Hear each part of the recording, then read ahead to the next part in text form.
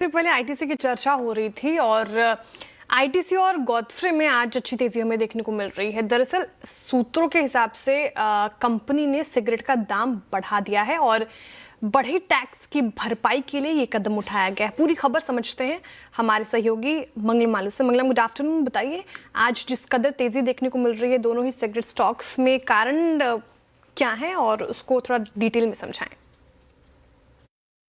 ITC आज top Nifty gainer है और गॉडफ्रे भी डबल डिजिट्स में गेन कर रहा है, क्योंकि हमें ये पता चला है कि जो हायर प्राइस के सिगरेट्स हैं वो सब मार्केट में इंट्रोड्यूस कर दिए गए हैं।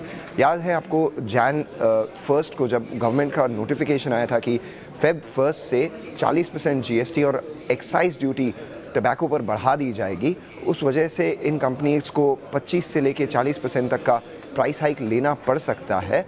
वो एक्सपेक्टेड था, बट फेब 1 तक सब वेट ये कर रहे थे कि शायद बजट में कोई ट्वीक आ जाए, पर वैसा कोई डिटेल्स में नहीं था बजट के फाइन प्रिंट में।